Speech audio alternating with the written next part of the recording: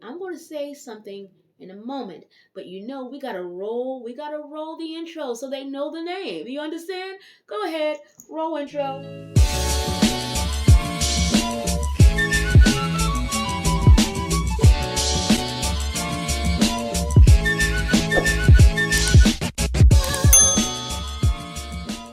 I distinctly remember, what street is it? I can't remember the street in Newark, but at a school. My dad and a band. It was an Afro-Cuban group. My dad was in the middle. And he's playing the bongos. I remember what that felt like, and I remember wanting to do African dance. I was young. I was like 10. It was after my mom had taken us to the theater. And I just remember all of this new feeling, all of this. I remember feeling a sense of pride of being who I am. And I can still, to this day, I can see my dad on those bongos. Boom, boom, boom, boom, boom, boom, boom, boom, boom, boom, boom, boom, boom, on the bongos playing with his trio. I remember what it felt like. I remember feeling like I was being immersed in something great, and it was shielding us for all of the violence that was going on where we lived. I remember distinctly my dad in the middle on the bongos, and then he goes to the boom boom boom boom boom, boom other, and then the other, and then he come back. And I remember thinking that this man is a superhero. How does he know how to do that?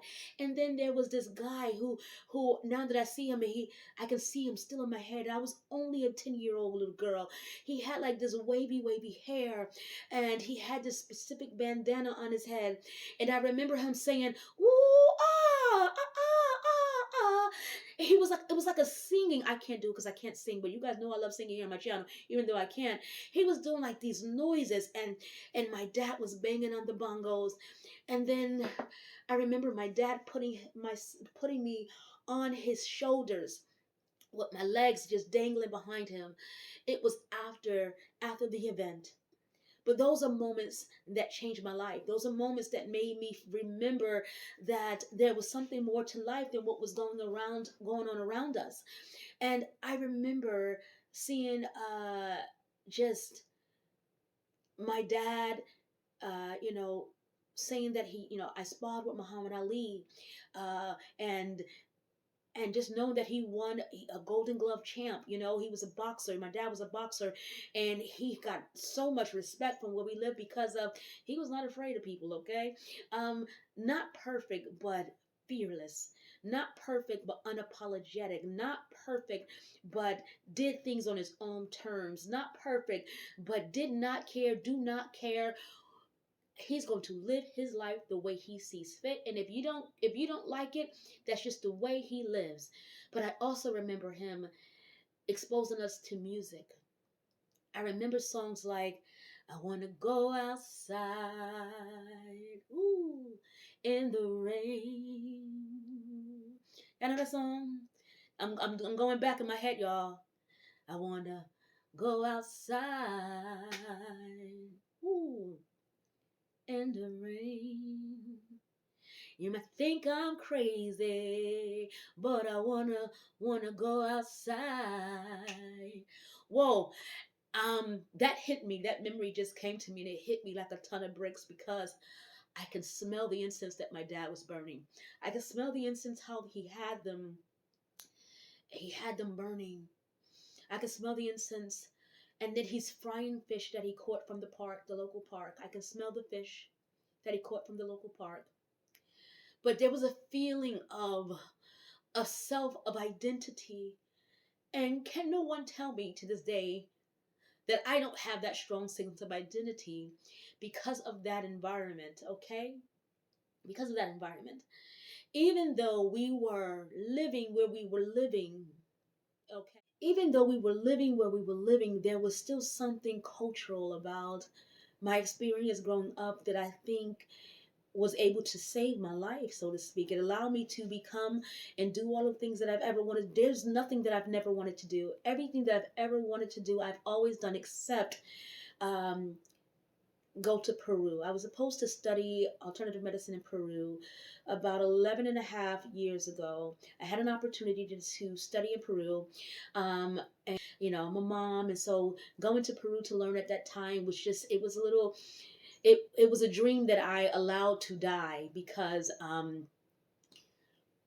had other more important things to do at that time. Life had taken that from me. But I do know that everything that I've ever wanted to do was because of those experiences, that drum beat, that do do do do do do do do do do do. My mother telling me that a woman needs to have three things: art. You have to have something that nobody knows the value of, so that when the bottom falls out, you can use that thing and take the money out of it. A piece of jewelry that is worth a couple of months of your mortgage, so that if the bottom falls out, you can actually use the money to take it from it. And then three, a piece of land that is worth something, not a house. She said land. And she told me those things, and they stuck with me. And although they were not perfect in who they were as people, they were perfect for me. Okay? So when I saw this interview of Jill Scott talking about her mother and talking about her experience with art and talking about what it feels like for her to collect art and to be an art collector, I literally saw myself. I saw myself in Miss Jill Scott. Her story of her mother, that's how I feel about my mother. You guys know I talk about my mother every moment that I get, okay? Um, I still talk about her as if she was in the present, okay? Because to me, she's within me. You're looking at my mother when you see me, okay? So I felt Jill Scott. I felt connected with her because her story was kind of like mine. She comes from Philly. I, of course, from North New Jersey, so the area is not so good. You don't come from wealth. So you're building yourself, you're constantly building yourself, but you find solace and peace and joy in art and in culture. And I just remember my dad writing, and that's where I learned to get my poetry from. My dad would write so much that he would have books and books and books and books and books and books and books of nothing but writing, but he would also read, and so he would have books and books and books of all kind of final calls and everything. So I know that who I am today is because of that experience. So when I saw Jill Scott talk about her mother and how she introduced her to art, I really was like, this woman is a phenomenal woman, because we see her only as the performer that she is. And so a lot of times a performer can actually get lost. Their whole self can get lost in the performing arts, because we don't get to see them as a human being or a person outside of that until they show us other aspects of themselves, like I'm showing today. But the part that got me was when she was talking about Salvador Dali, an artist from Spain, that I did not that I didn't think she knew about Salvador Dali. I knew about Salvador Dali, especially because I remember buying his perfume and remember buying the actual and keeping the bottle because it was so beautiful. It was a piece of art. But I also remember Salvador Dali because of the weirdness and the uniqueness, and my mother telling me stories about Salvador Dali and how she thought he was an absolute lunatic, right? That was my mother's examples of Salvador Dali. But when I heard Jill Scott talk about Salvador Dali, my ears perked up, and I said, this is what I want young women to understand, is that you cannot just be a pretty face. It is going to be so much more advantageous for a woman to survive in today's times with her beauty, but also with her brains, but also being. So watching this video with Jill Scott was so refreshing, because not only was it extremely feminine and sensual, because she has a very sensual way of connecting with people, okay, that I think is fantastic. It's not something that just shows up in her performance or something that just shows up on stage for her. It shows up for her also in interviews, even when she's talking about serious issues or when she's talking about something sentimental, and the sensuality part of her shows up. And so I wanted to show that in today's masterclass. I want to show you how sensuality doesn't always have to be sexual, okay? Sensuality doesn't always have to be sexual. sexual. It can be connecting to what it is that you're saying, connecting to the topic that you're saying, and connecting to the person that you're talking to. And so I'm going to play this video of Jill Scott. I want you guys to take a look at it. You're looking at a master here, okay? I want you to take a look at it, and then you and I are going to come back and we're going to chat, okay? See you in a bit. But you know, we're connected in yet another way. You collect art. Yeah. Fess up, don't you? You collect. I'm actually really proud of it. Talk about it then. When I was a child, my mother and I would go to the art museum in Philadelphia. Mm-hmm. It was free until 2 o'clock on Sunday. So we went to the Kingdom Hall as Jehovah's Witnesses, and we would rush out of there and go to the art museum. And I watched my mother, who is 6'1", very strong, very graceful. I don't know if you all remember a snatchback. It's like one of those like feather hairdos. She was somebody, honey. And just fabulous. And she smelled of jungle gardenia. You couldn't tell me anything about my mother. You still can't. But discovered Salvador Dali. I think his work still blows me away. From the abstract pieces, from the melting clocks. I just think that he was a genius, and he knew it. So, what makes Jill Scott, why did Jill Scott make it to this video, and why is she in this masterclass, okay? Jill Scott is in this masterclass today because, oh gosh, my hair's curling up. Jill Scott is in this masterclass today because she is the epitome for me of a woman who is secretly cultured. Like you wouldn't know, assuming that she was from Philly, you wouldn't know that she was an art collector, would you? You wouldn't know that she was an art collector. And you guys know that I love art. I collect art too.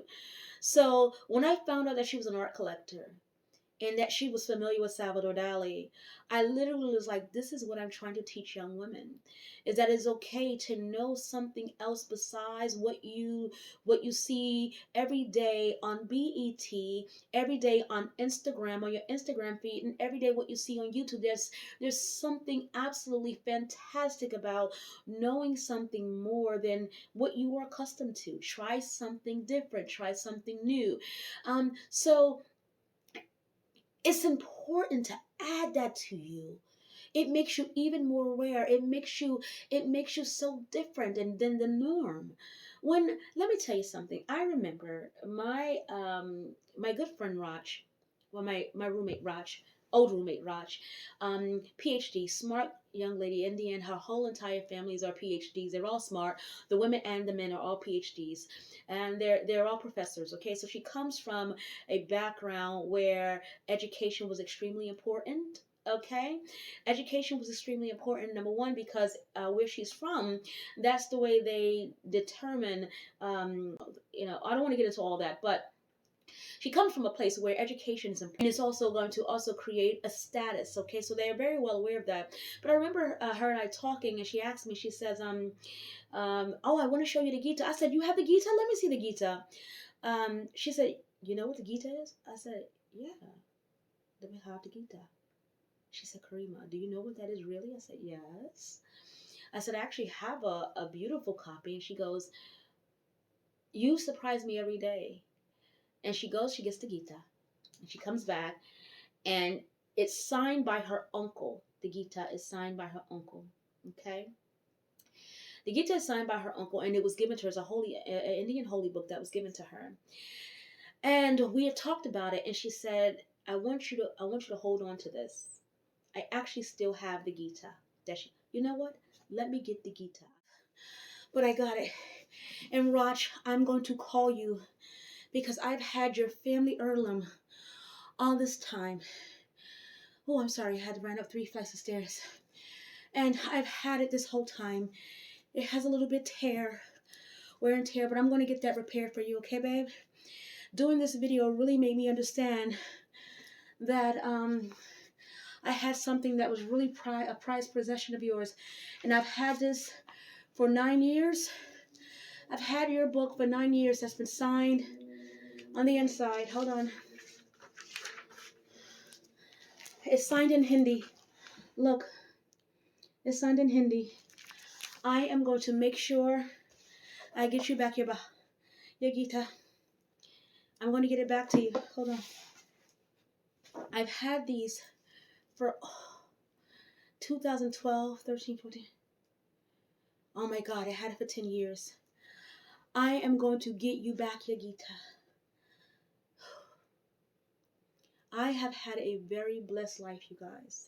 A very blessed life. So if in fact you get something from me or you learn something from me, understand that it's been a bit of a journey. I've met some amazing people on the journey. And oh my goodness, I'm going to make sure that my friend gets this back, because this is her family's book that I've had all of this time.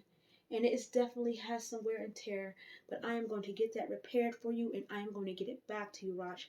I love you forever. Thank you for all of the many times that we shared and learned from each other. And I remember from you learning that the people that I had thought was smart, they were definitely not smart. Until I got around you and the group of folks that we were around at the time, I really started to expand as a woman. And that's what I want to show my viewers. I want to show my viewers, you have to get outside of your 4-block radius. You have to experience life. You have to experience culture. You have to get friends that are from different cultures. You have to choose, you have to experience different foods. I mean, listen, I don't know if there's a food that I haven't tried to cook. Unless, cow tongue. I haven't tried that yet, and I don't think I will. But because of the friends that I've been able to meet along the way, my Haitian friends, my Jamaican friends, I am such an eclectic group that so I appear to be more than I am because of all of that stuff that's been added to me. It's been added to me because I've allowed myself to have those experiences, because there's only one way to level up, and it has nothing to do, this idea that you need to level up has nothing to do with just putting on a dress and adding perfume to yourself and and leveling up is about refinements. It's about refining who you are in your experiences and gaining new ones. And when you start to learn that you're not as smart as you thought you were, because now you're around real scientists and real physicists and let me tell you, it's just a different life. I have had such an amazing life. I wouldn't change anything for the world. All of the amazing people that I've come across from all different cultural and social economic backgrounds is the reason why I'm able to see the world at a larger, at a larger space. And I encourage women to do that. Allow yourself to do that, because not only is it going to be beneficial for you, and you're able, I tell people this all the time. You can drop Karima McGee in the middle of the desert, and she's going to be all right. And that's the truth. That's an absolute truth. I've actually had some of those experiences before, but we're not going to go into that into today's video. But Miss Jill Scott is such a cultured woman that we miss it in her performances because we don't get a chance to know her as a human being. We get a chance to feel her, okay? But we don't get a chance to know her as a human being. So if you are still watching this video, I'm going to ask that you add a sense of culture to your life. If you want to level up in life, really level up, it's going to be the stuff that you do when no one's watching. It's going to be the books that you read when no one's. It is going to be those things that you do that help refine you. And today we're going to go to the second lesson. So get your pads ready. Let's go.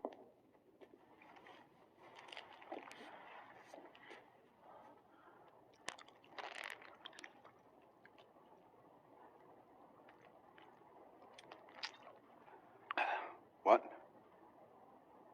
To learn how to do too is to be okay with looking people in their eyes.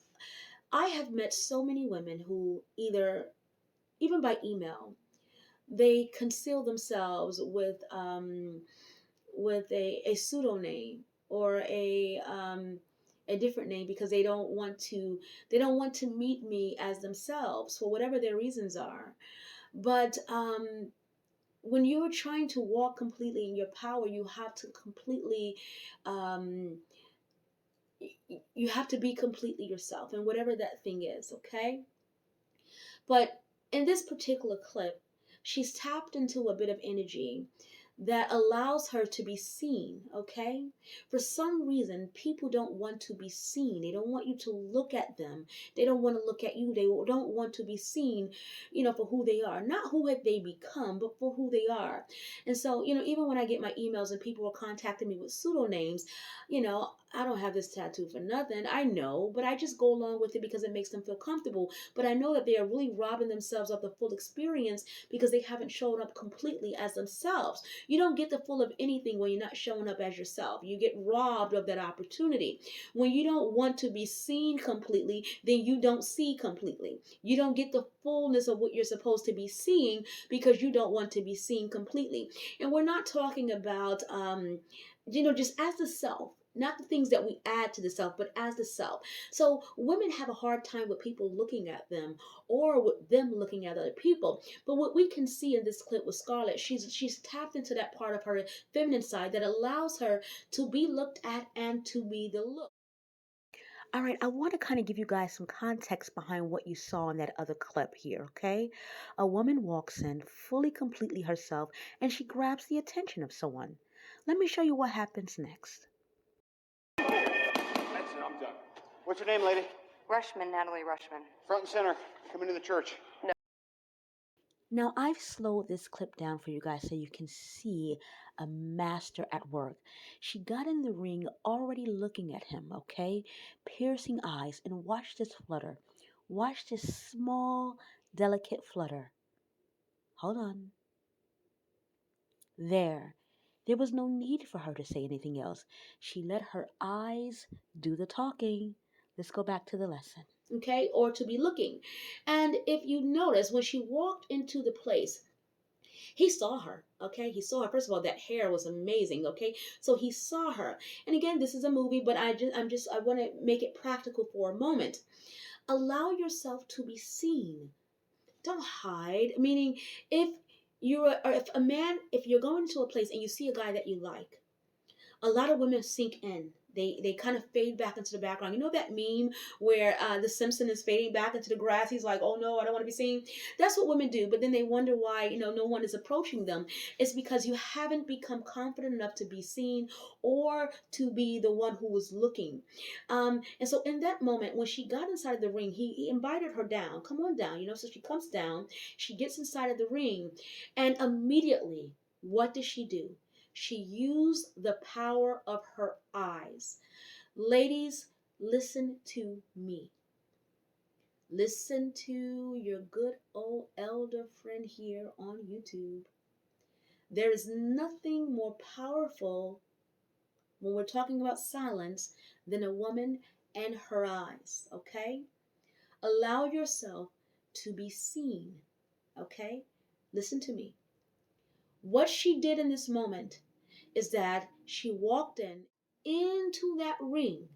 She allowed something to happen, you guys. And what did she allow to happen? She allowed this to happen. You see how odd that is? When someone just does this? And we actually even feel awkward when people are looking at us. We say things like, what are they looking at? Or why is she looking at me? Or why are they staring? Staring is rude, or those kind of things, because we are afraid that people who are looking at us, they want something from us. In most cases, they do. They're trying to figure you all out, right? But allow that to happen. Allow people to look at you and not be offended, especially if, we're always offended because people are looking at us and what are you looking at? What are you looking at? What are you looking at? I don't understand that thought. When people look at me, you know what I do? Hi. I do it all the time. Whenever someone is looking at me, if I notice if I'm at a dinner table and I'm talking and I can feel somebody looking, I'll look over. And if we connect eyes, guess what I'm going to do? I'm going to say, hi. Maybe a little hi or hello. If it's a gentleman and, you want to flirt back, you can say hi. And then turn back around. If women were able to be okay and learn how to be okay with people looking at them and responding in a way that's pleasant, then there you can create so many opportunities by allowing people permission to have a look at you. They're not touching you, but have a look. Sure, if I'm out and about and I've done my hair up so, and I've gotten, and I'm looking presentable to the world, am I not expecting people to look? Absolutely. In some cases, they're looking at me just because. And some, in other cases, they want to know a little bit more. They're curious. Who is that? And so I allow that moment. I allow people to look at me because that's a very feminine thing to do. You know what's very masculine? When you turn around, bitch, what are you looking at? Why are you staring? That's very masculine. But when you notice someone looking and you acknowledge the fact that they're interested in you, then just say hello. Say hello, wave, or simply do a nod. I've done that before. That's one thing that you can do as a woman, is to invite people to look. Allow people to see you as something that they want to feast their eyes on, and it's okay. Don't be so offended when people are looking at you. Where did that come from? Where does it come from when you say, what are you looking at and why are you looking? No, look at me, darling. Absolutely, I want you to look at me as you will look at a Salvador Dali piece. Absolutely. You have permission to take a look at me. To take a look at me. I didn't say touch. You have permission to take a look at me, to observe me, to watch me. Yes, you have permission to do that. I know that I'm very rare. I know that. I know that maybe you have never seen another woman like me. I know that. I know that I am actually in your culture, and so now you're looking, right? That's life. Allow people to look at you. Not only do you allow people to look at you, but learn how to look at people. Okay? Learn how to look at people.